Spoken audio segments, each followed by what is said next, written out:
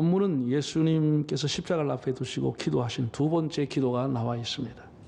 지난주에 제가 드렸던 첫 번째 기도의 내용은 예수님 자신을 위한 기도입니다. 나를 영화롭게 하사 하나님 앞에 영광을 돌리게 해달라 하는 기도였습니다. 예수님과 하나님이 동시에 영광을 받을 수 있는 것은 십자가입니다. 십자가, 이 하나님의 뜻입니다. 예수님이 십자가를 잘 감당할 수 있는 힘을 주셔서 하나님 앞에 영광 돌리고 하나님 뜻을 이루게 해달라는 그런 기도를 드리셨습니다. 오늘 두 번째 기도는 제자들을 위한 기도입니다. 예수님께서 이 제자들에 대해 가지고 뭐라고 말씀했냐 하면 하나님이 내게 주신 사람이다 라는 표현을 썼어요. 하나님이 내게 맡겨주신 사람이다. 자, 6절 한번 읽어보시겠습니다.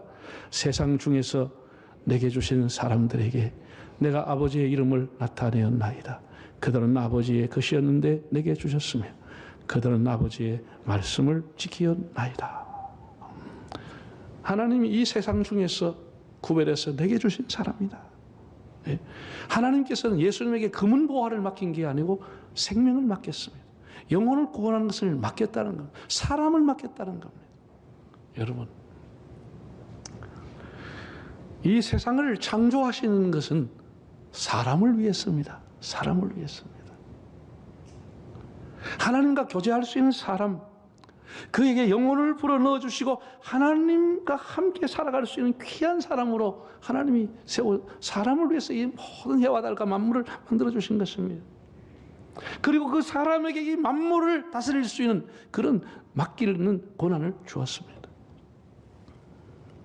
사람이 그 맡겨주신 사명을 감당하지 못했죠. 그러니 생태계가 파괴당하고 그렇게 만물이 탄식하지 않습니까? 여러분에게 하나님 맡겨주신 사람들 잘 감당하고 있습니까? 가정의 가장이라고 하면은, 어머니라고 하면은, 가정에 대한 자식들, 그 가족에 대한 책임과 사명을 가지고 책임을 져야 하는 겁니다. 하나님 맡겨주신 사람입니다. 여러분이 학교의 교사라고 하면은, 그 학생들을 나라에서 여러분에게 맡겨주신 겁니다. 그걸 소홀히 하고 다른 걸 잘한다. 그 자랑 의미가 없는 것이죠. 그걸 잘해야 되는 겁니다. 여러분이 교회 안에서 신방장이다, 순장이다. 그러면 하나님이 맡겨주신 양떼를 위해서 기도하고 그걸 돌봐야 하는 거예요.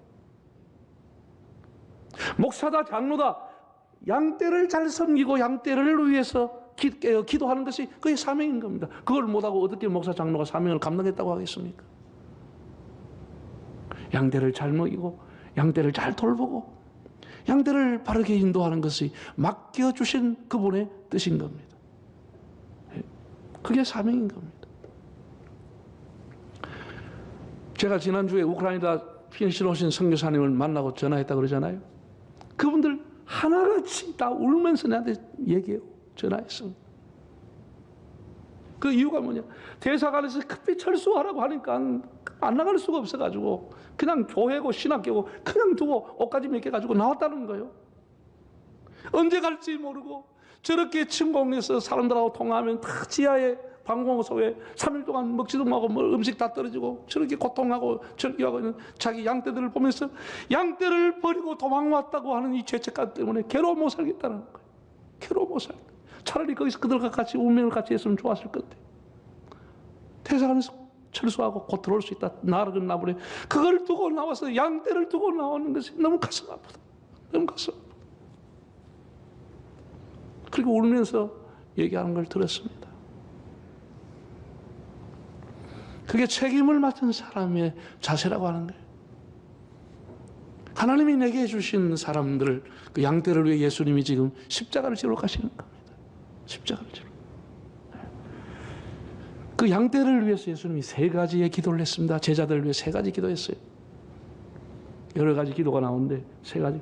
제가 차에 KTX 타고 가면서 요한복음 17장 유튜브에서 반복적으로 읽어주는 분이 계세요. 아, 그 얼마나 은혜로운 아나운서가 읽어주는지 몰라.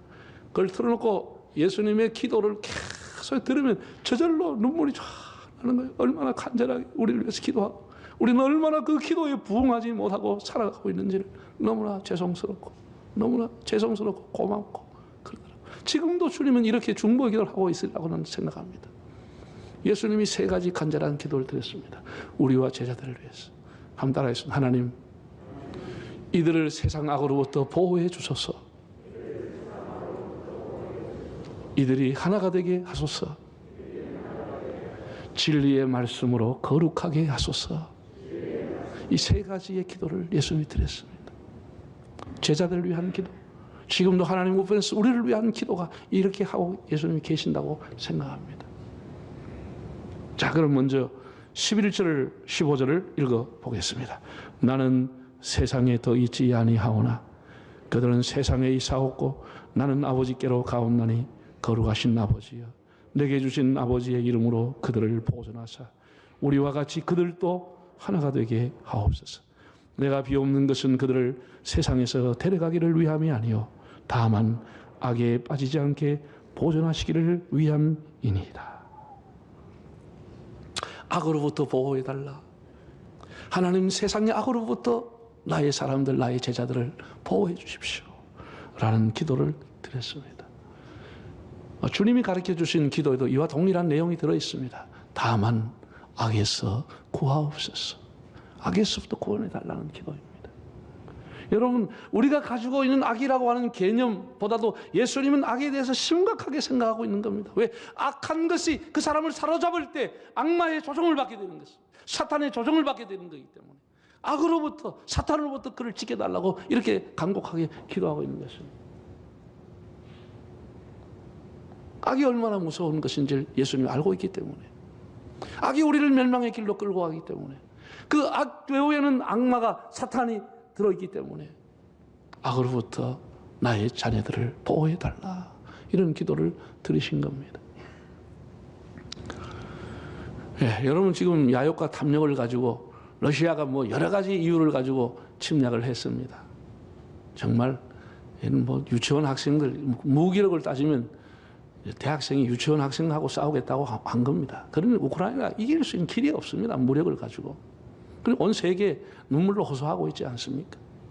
엄청난 군대와 무기를 가지고 들이밀고 있는데 뭐 정말 보통 일이 아닙니다.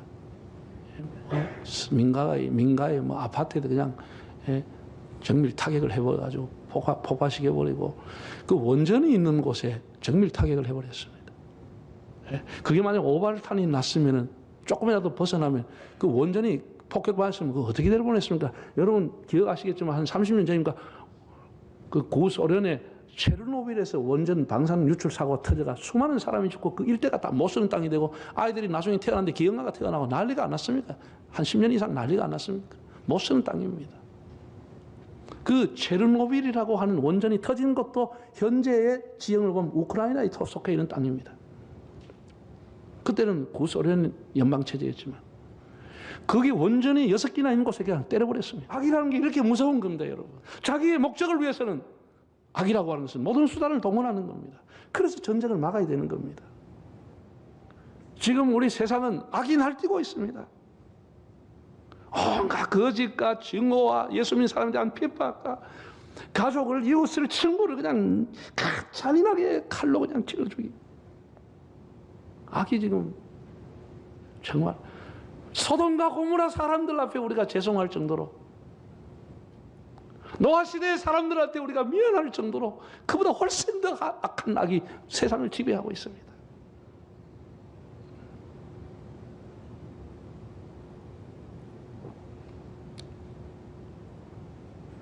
여러분, 우리나라에도 뭐 지금 코로나 한 2년 반 하면서 나는 범죄가 많이 사라진 줄 알았어요. 그리고 뭐 살인, 강도, 강간, 뭐 폭행, 뭐 이런 거 있잖아.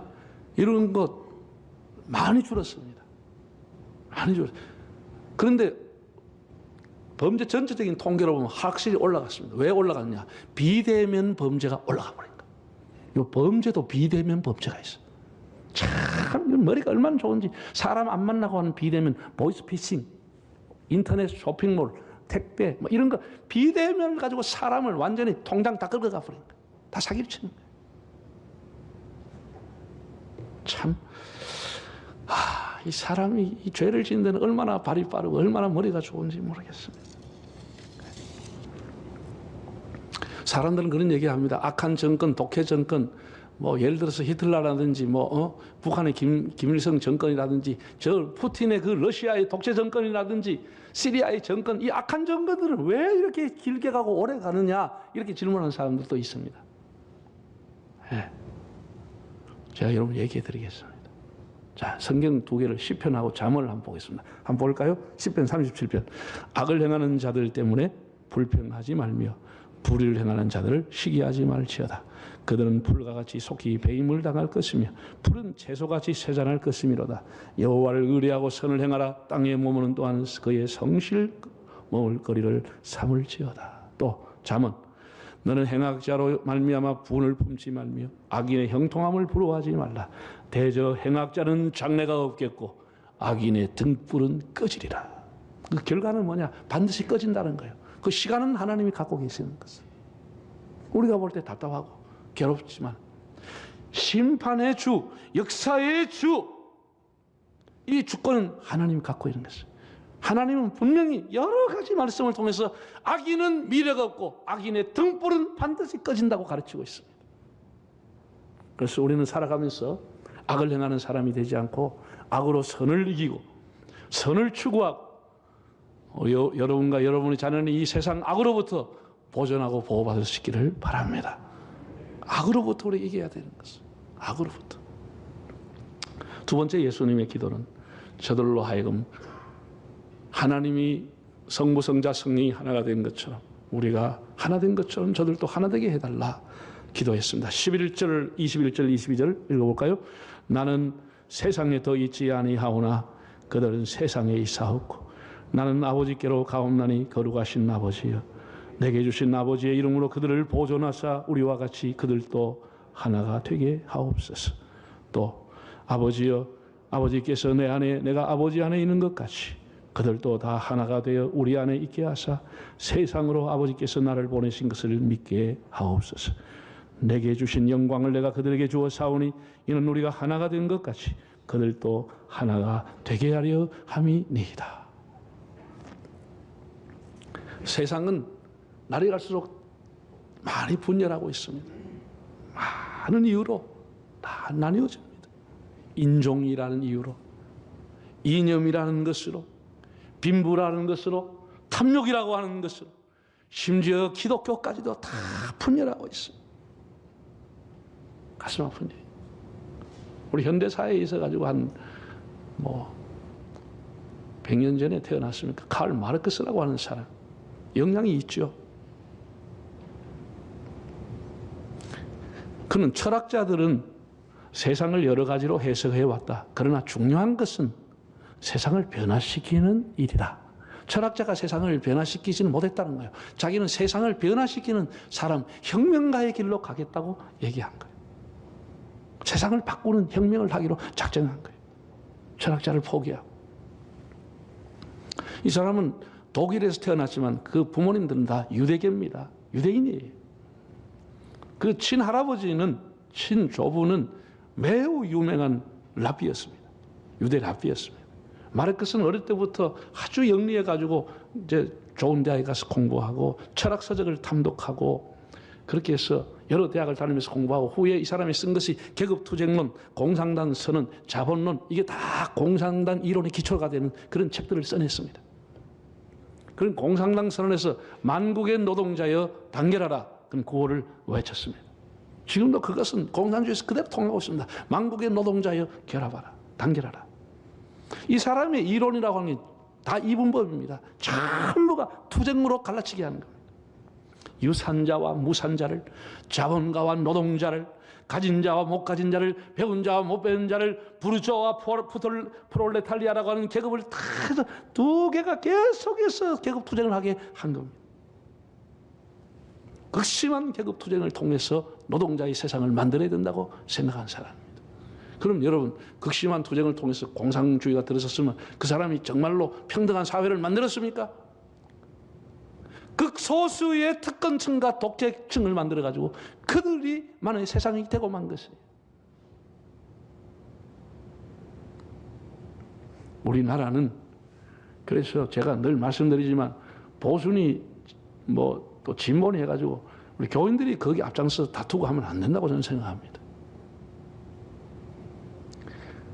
한국 교회는 한국 사회가 이렇게 갈등하는 것을 보면서 정말 중도층이 다 돼야 되는 거예요. 한 80%만 우리나라가 중도층이 되면은 진보 보수 다 무너지는 겁니다. 다 그 사람들이 자기 쪽의 사람들을 끌어들이기 위해서 건전한 보수, 건전한 진보를 하지 않으면 정치를 못하게 되는 거예요. 이게 한쪽으로 치우치는 것이 많아질 때 나라가 계속 갈등하게 되는 겁니다. 우리 예수 믿는 사람은 항상 중도층, 중용을 지켜야 되는 겁니다. 중용. 여러분, 새로운 대통령이 이번 주가 되면 누군가 분명히 될 겁니다. 새로운 대통령이 가야 될 길이 뭡니까? 지금처럼 갈등하는 세상을 만들 것 같으면 뭐 달라고 대통령이 선거합니까? 지금 그대로 싸우지. 새로운 대통령이 나왔을 때는 모든 갈등을 이제 그만 접고 정말로 국민이 하나 되는데 리더십을 발휘해서 하나가 되도록 하는데 힘을 써야 되지. 이처럼 지금처럼 갈등에 찢어지도록 싸울 것 같으면 대통령이 선거 뭐 달라고 합니까? 뭐 달라고 해요? 여러분들이 선거 이후에 나라가 하나 되도록 지도자에게 그런 마음을 하나님이 주시도록 그렇게 기도해 주시기를 바랍니다. 우리는 지금 우리 사회는 혁명가를 요구하지 않아요. 선한 마음으로 세상을 변화시킬 사람을 요구하고 있는 것입니다. 세상을 변화시킬 수 있는 선한 제자들, 주님이 그것이 요구한 거, 기도한 거. 제가 이 교회 일, 노회, 총회 일, 교회 연합기관 일, 심지어 사회 일까지 해봤습니다. 가장 힘든 것이 불일치입니다. 이 의견 대립, 이게 참, 이거 하나 되기, 이야, 어렵습니다. 정말 어렵습니다. 사람 모이면 다 생각이 다 다른데 양보하거나 접지 않아요. 다 이렇게 다투는 큰 교회, 작은 교회 대립합니다. 자립한 교회와 미자립 교회가 대립하고 생각이 다릅니다. 도시에 있는 교회가 농어촌 교회가 다릅니다. 젊은 목사들과 시니어 그룹의 목사가 모이면 시각이 완전히 다릅니다. 목사와 장로가 모이면 다 생각이 달라요. 이게 이제 우리 가정입니다. 여러분이 남녀 전도회를 섬겨볼 때 그 숫자가 얼마 안 되지만 남녀 전도회가 하나 되고 딱 한 마음으로 갑니까? 다 거기도 일하자 그만 뭔 소리 한 거야. 다 이래가 또 안 된다 그러고 다 이래서 앞에 있는 사람이 상처를 받고 힘들어하는 거예요. 힘들어. 여러분 교사를 맡아서 교회 학교를 운영한다, 여러분 부서를 운영하는데 하나가 돼요? 이거 잘났다. 속에서 다 야지하는 거예요.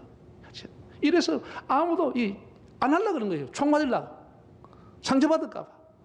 내가 가만히 있으면서 신앙생활을 잘 하려다. 괜히 나섰다 총 맞고 요거도 먹고 침 뱉고. 그런 짓 뭐 하려고. 내 돈 쓰고 시간 쓰고. 이래가지고 교회 일할 일꾼들이 점점 사라지고 있는 거예요. 내가 지난주에 우리 신학대학 총장 축소하러 가서 이렇게 얘기했습니다. 내가 목회를 해보니까 개척교회도 해보고 기존교회도 해보지만 개척교회에 가장 힘든 게 뭐냐? 일꾼이 없어가 너무 힘들더라. 일꾼이 없어. 뭐를 하려고 하면 일꾼이 없어. 목사가 죽치고 밥하고 다 해야 돼. 일꾼이 없어서 너무 힘드는데 기존 교회는 와보면 일꾼 때문에 힘들어서 뭐 하는 거예요. 이 참 기가 막힌 아이러니야. 일꾼이 없어서 일을 못하고 일꾼 때문에 일을 못하는 거예요. 하나가 안 되겠죠. 하나가 안 되겠죠. 교회 일 해보신 사람은 다 경험할 겁니다. 에베소 4장에 보면 사도 바울이 이렇게 말했습니다.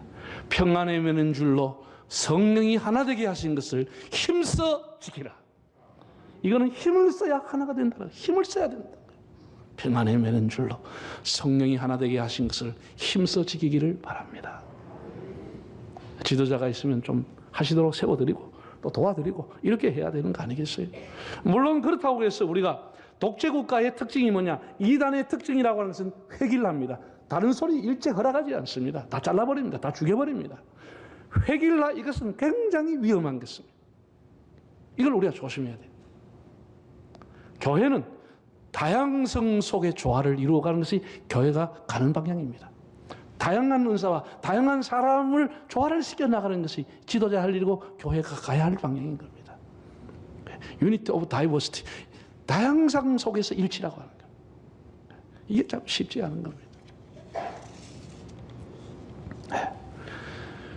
저들로 하나 되게 해달라. 복음이 능력 있게 증거되기 위해서는 제자들이 하나가 되어야 된다고 생각하는 거예요.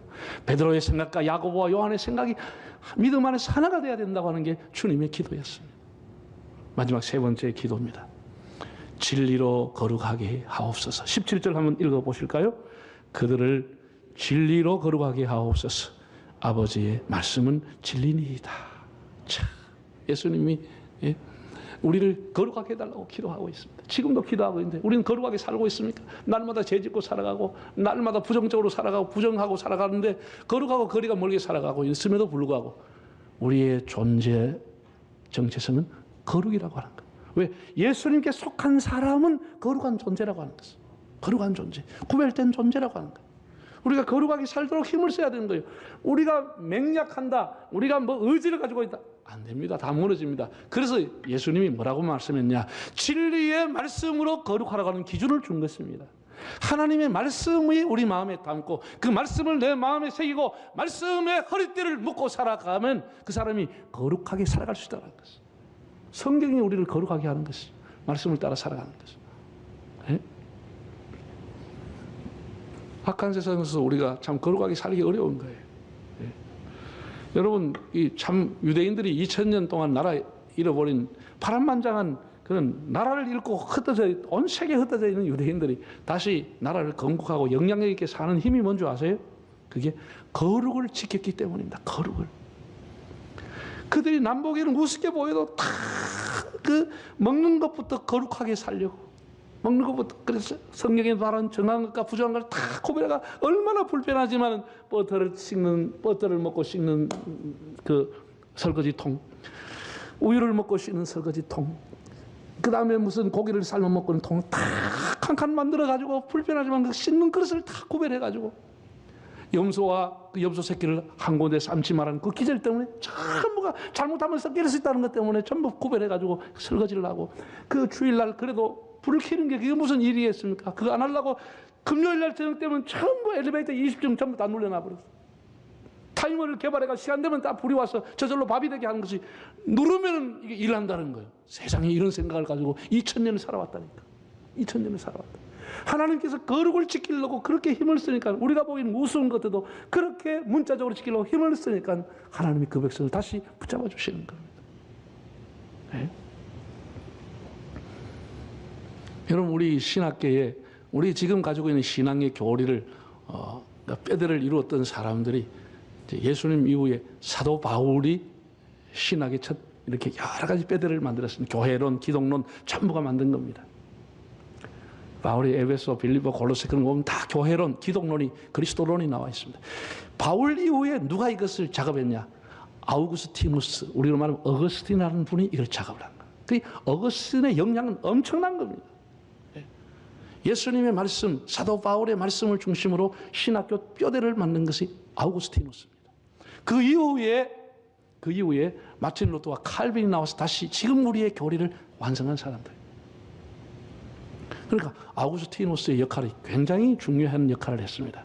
그 한때는 타락했지만 하나님 앞에 돌아와서 남은 생애를 정말 성자처럼 살아갔는데, 그 사람이 쓴 자매록, 회개록이라는 글이 있어요. 책이 있어요. 우리가 신학교 다닐 때 그거 읽고 다 리포트 제출하라 그랬어. 이야, 그때 뭐 번역한 것도 어려웠어. 그래서 그거를 뭐 그때는 참 무슨 뜻인지 모르고 숙제니까 리포트니까 막 요약해 쓰고 했는데, 너무나 시간 있으면 여러분 한번 읽어보세요. 너무나 귀한 겁니다. 그 중요한 얘기 중에 이런 얘기가 있습니다. 사람은 누구나 다 본능을 갖고 있다는 거예요. 본능이 없이는 사람이 살아갈 수 없다는 겁니다. 생존의 본능, 소유욕, 성욕, 음식을 먹고 싶은 음욕, 음식을 먹고 싶은 욕심, 명예욕, 권력욕, 이게 다 사람에게 누구나 다 있다는 거예요. 성자라고 해서 본능이 없는 것은 아니다라는 거예요. 그것이 있어야 사람이 생존이 가능하다는 거예요. 본능이 있다는 거예요. 그런데 그 본능대로 살아가는 사람은 애니멀, 동물이라는 거예요. 그냥 사람은 본능대로 살면 동물이라는 거예요. 그런데 그것을 절제하고 양보하고 자기를 자제시키고 자기를 낮추고 하는 것은 하나님의 말씀과 기도로서만이 가능하다고 얘기한 거예요. 그래서 사람이 거룩해질 수 있다는 거예요. 무엇으로? 따라합시다. 말씀과 기도로. 그것으로 거룩해질 수 있다. 아우구스티누스가 그렇게 요약을 했습니다. 성경 어디를 봐도 거룩해지는 것은 하나님의 말씀과 기도인 겁니다. 그래서 예수님께서도 그렇게 기도하잖아요. 이들을 거룩하게 해달라. 하나님의 말씀은 진리입니다. 다시 말해서 진리의 말씀으로 거룩성을 지켜달라는 기도를 드린 겁니다. 사랑하는 여러분, 고통 중에 있는 우크라이나를 위해 기도해 주십시오. 예수님께서는 제자들에게 내게 맡겨주신 사람이라고 하시면서 세상을 떠나기 전에 여러 가지로 미숙한 제자들을 위해서 기도했습니다. 지금도 우리를 위해서 동일한 기도를 주님은 하고 계십니다. 다시 한번 따라하겠습니다. 하나님, 악으로부터 보호해 주소서. 우리가 하나 되게 하소서. 진리의 말씀으로 거룩하게 하소서. 늘 여러분 그렇게 기도하십시오. 날마다 자신을 돌아보면서 지금도 우리를 위해 중보하시는 주님의 기도에 응답하는 삶을 살아갈 수 있기를 바랍니다.